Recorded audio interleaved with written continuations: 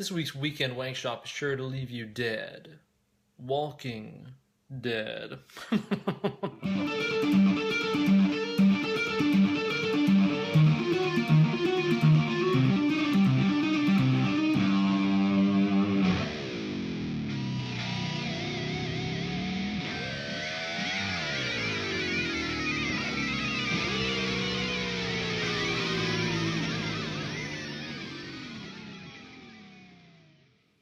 Hello children, and welcome to a new installment of Weekend Wankshop. Here's your good pal, Uncle Ben, the only weekly lick lesson series hosted by a recovering zombie. It's the horrors of the living dead.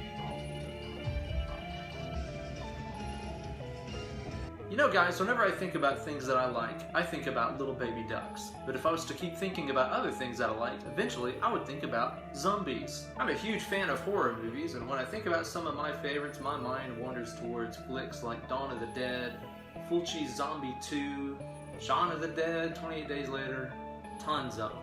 AMC's long-going series, The Walking Dead, has definitely been one of the most important moving factors in this whole zombie craze that we're going through right now. And I will admit to you, I have not really watched it very much. I've seen some of the first season and bits and pieces of other ones. I just haven't had time to sit down and watch it. But I will tell you, I love the fact that there is a brutal, bloody, gory, just totally sick TV show on right now about zombies. And like families all get together and watch it, and it's kind of a little weekly event. I think that's fantastic, and that's something that I don't think any of us could have even dreamed of happening, as little as 10 years ago.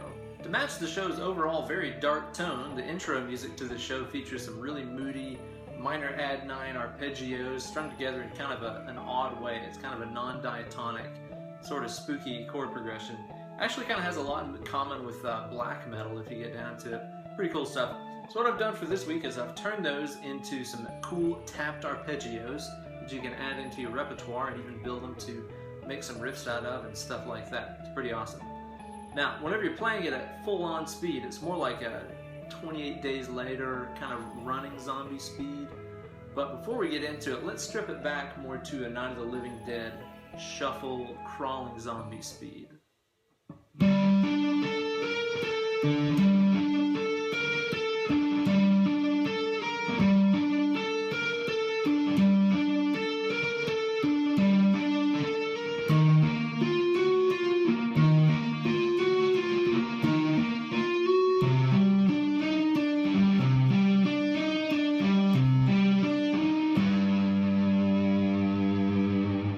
As always, you can find a full spooky tab to this week's lick on my Instagram page at Ben Eller Guitars. Be sure to go on there, look at the tab, learn how to play the lick, and upload a video of you playing it, along with the hashtag Weekend Wankshop. That way I can scope it out. Now before we begin, I want to show you a little trick that you can do to make all of your tapping stuff sound better. What you're going to do is to start off with a regular old hairband, right, or a scrunchie. And what we're going to do with it is to use it to get our hair out of our eyes. That way we can see the guitar neck a little bit better, You'll want to be able to see what you're doing as much as you can while you're practicing all these tapping licks, so that way you don't have to rely on any other little tools or muting devices to keep you from sounding like a bitch. Now don't get me wrong here, kids. A hair tie or a scrunchie or whatever is a good tool to have at your disposal whenever you're, say, in the recording studio, and every time you botch a take at your, stunning guitar solo is an extra $50 for your band at the end of the day. Having something there to kind of cover your mistakes and mute the strings and all that is a good tool to have. But I do think that if you practice without one, you can develop good enough technique and good enough muting and stuff to where you just don't need one, period. So think about that. Yes, I'm very aware that Guthrie Govan plays lots of stuff with a hairband on his guitar. I have no idea why he does. He plays fucking amazingly without one. So the arpeggios that we're using in this week's lick are all minor add 9 arpeggios. That means they're made of the notes 1, flat 3, 5, and 9 of that respective scale. So the order of the chords here are G minor add 9, E flat minor add 9, and C minor add 9. Those are all chords that don't necessarily fit together in any one key, which is part of why this sounds so damn dark. So the cool thing is here, once you learn how to play this arpeggio one time, all that you got to know is where to kind of stick this pattern, in order to play all the individual arpeggios that are using this lick. Now, if you listen to the original theme song, it spends twice as much time on each of these arpeggios. So in other words, instead of playing the G minor add 9 2 times like I did at the intro, it'll play it 4 times. Instead of playing E flat once, it'll play it twice. Instead of playing the C minor add 9, it'll play it twice instead of once. Blah, blah, blah.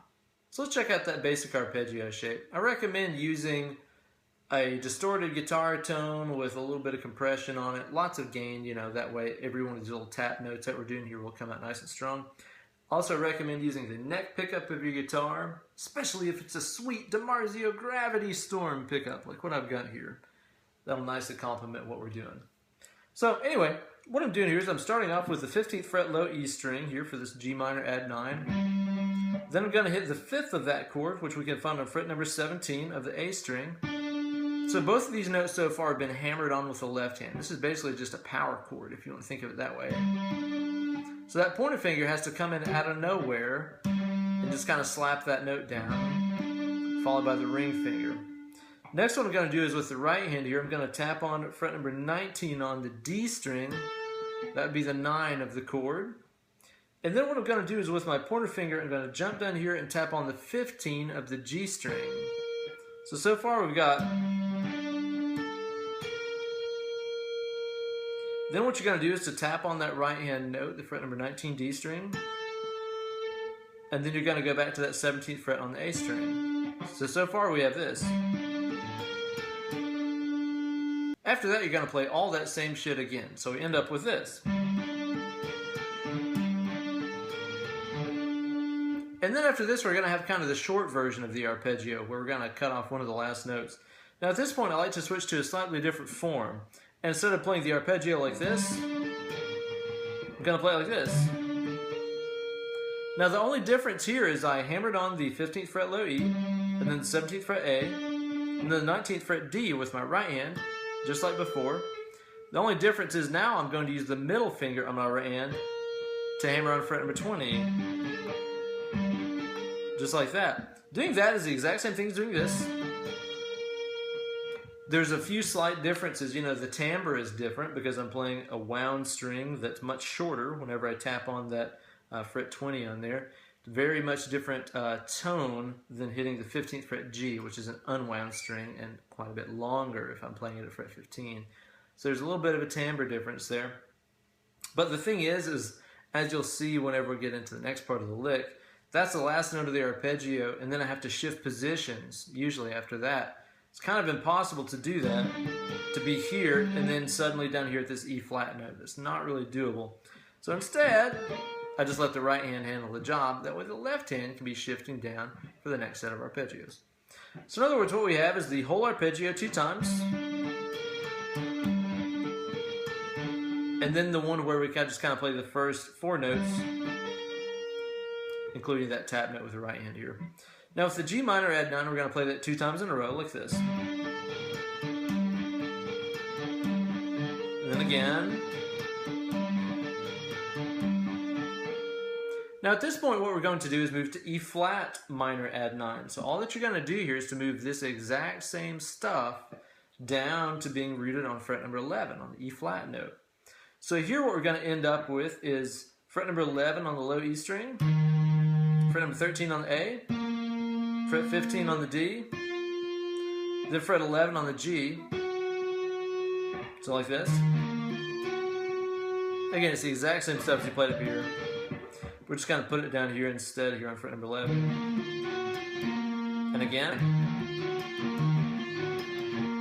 And then the very last bit where we do the 2 notes on the right hand. And then what we're going to do is to move everything down to C minor add 9. So what we're going to do here is move to the root note C, which we can find on fret number 8 of the low E string. We're going to play fret 8 on the low E, fret 10 on the A, fret 12 on the D, fret 8 on the G, and then back down, and again, and then the 2 notes on the right hand.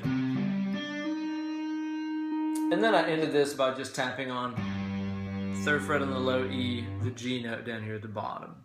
Very cool. So next let's take a look at some of the muting techniques that you can utilize to take you from punk to hunk in no time.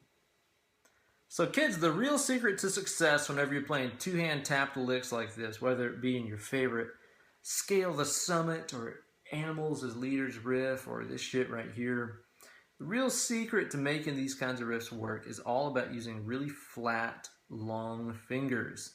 Chicks love long, flat fingers. If you play this lick with your palm right up against the neck like this, and your fingers are really bent and curved like this, it is just not going to happen. Whenever you play this lick, you're going to end up with tons of noisy crap ringing out where your strings are just all sympathetically vibrating and stuff like that. It sounds terrible, which is why most people resort to using a hairband or something like that to cover up the strings and mute them. You really don't need that as long as you're using good muting, especially with the left hand.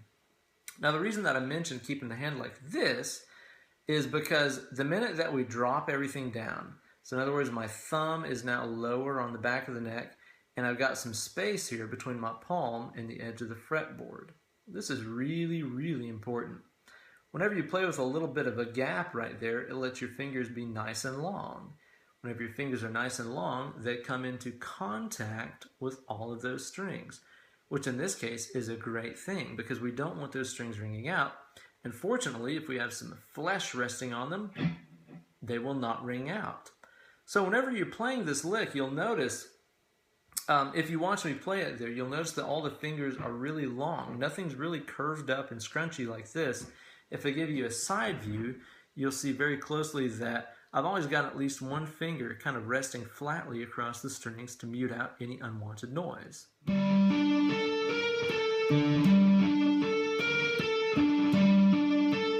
So maybe you noticed there that throughout this lick that either my index finger or my middle and ring finger stayed sort of flat and long, sort of draped across the strings of the guitar in order to mute out any unwanted stuff that would scare off any hot chicks that are in the area, you know? Because of, the way that physical stuff in the world works, because of physics, it means that if I hammer on, like let's say this G note here, fret number 15 on my low E string, if I strike that down really hard,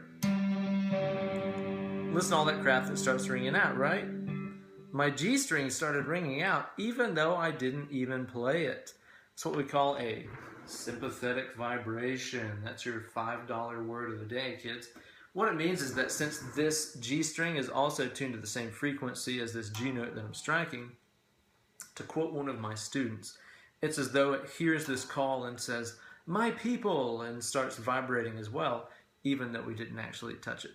It's a very annoying part of living in this plane of reality that we do. It's very strange. So what that means is that we've got to keep those muted out if we don't want them ringing out when we didn't even ask them to, So as I play this lick, you'll notice that my pointer finger will stay very flat, as well as these two fingers as well. My little finger to an extent, but come on, the guy's just a little too short for the job here, so I'll leave it here to the tall guys. So if I was to take you through kind of step-by-step the muting that I'm doing in this arpeggio, we can see that I'm beginning by striking down that low E string, fret number 15, just like that. Now notice when I do that, I'm not striking it like this, right? Because again, that would cause sympathetic vibration, which I don't want. I have to strike with my finger very flat like this, covering up all those strings. It's really just the tip of my finger that comes in and strikes the note. It's not the whole finger like this. It's not like a hen pecking the ground. It's just the tip of the finger. Boom. That way the rest of these other strings can stay muted out. As I strike on the next couple of notes with the ring finger and then the index finger on my right hand, the index finger stays very flat, again muting out all those strings as I go. Next, the index finger has to jump down here to fret number 15, right? Well, at that point, these strings can ring out if I'm not careful, which is why these guys, my middle and ring fingers, have to be very diligent and mute those strings out. So as I play that lick, you'll notice that they stay very up. They're not going to jump down like this. They're going to stay very up. See, if I was to strike those top couple of strings now, muted, muted, muted, active.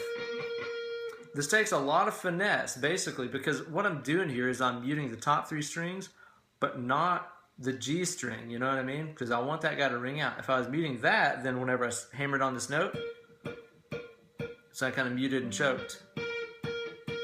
There it is live, with the fingers just slightly arched away from the G, but still covering the top strings. Basically what I'm getting at is this is seriously just a gigantic pain in the ass. It's so much easier if you use a hairband or something, but that's not what we're here to do. We're here to learn, right? So basically after you tap on that 15th fret G note, I can tap back on the right hand note, then I'm going to hammer back on the ring finger, and then I can go back to my pointer finger up here, in which case his muting engages again. Again, it's a really kind of complex process of either this guy muting or these guys muting the top strings while this guy comes down to fret the high note here, the minor third of the chord, and then whenever he comes back up, they switch again. It's funky. It's definitely a very strange thing to do. If you're still kind of trying to get used to this technique, I recommend learning songs like Midnight by Joe Satriani or Day at the Beach by Joe Satriani, which are both all kind of two-hand tap songs, in which you really, really have to use your index finger as what I like to call a soft capo, just basically a soft muting device in order to keep the other strings from ringing out unnecessarily. Now, another thing you want to be really careful of while you're playing two-hand tapping licks like this is that none of the notes overlap, okay? So in other words, like whenever I'm holding this first note down, 15th fret low E, and then I hammer on that 17th fret A string, as soon as I struck this note down, this finger went limp. It went totally soft. Think about prom night. And that process continues all the way throughout the rest of this lick too. So as soon as the next note is struck, the previous note just kind of loosens up. I'm not letting go. That creates a lot of noise. I'm just softening up. In some of my other videos, I've outlined what I call the fill and empty process, which I learned either from Zen Guitar or Pumping Nylon. I really can't remember which guitar method book. I need to reread them, but whatever, from one of those. But the basic idea is that instead of releasing the finger, you're just filling it up with energy to strike the note, and then emptying it out, and boom, look at that. It mutes the string rather than yanking off like that, which sounds terrible, you know? So the entire time you're playing through this lick, the fingers are continually filling and emptying, and it's emptying right as soon as the next finger is filling. It's the circle of life, kids. So there you go, kids. Another sick lick that's bound to get you some chicks, alive or dead. Thank you all so much for watching. Be sure to like this video and subscribe to my channel. Also follow my hilarious antics on Twitter and Instagram at Ben Eller Guitars. Also be sure to drop me an email about booking some one-on-one Skype lessons with Uncle Ben himself, where we can cover whatever it is that you need, whether that be scales and modes and theory, or arpeggios and licks, or even if you just want to learn a particular solo or something like that, I can hook a guy up. Drop me an email, benellerguitars@gmail.com, and we'll talk about rates and times, all that good stuff. Thank you guys again so much for watching, and stay tuned next week for some more cool stuff, as well as a brand new This Is Why You Suck at Guitar coming very soon. Thank you guys so much. Take it easy.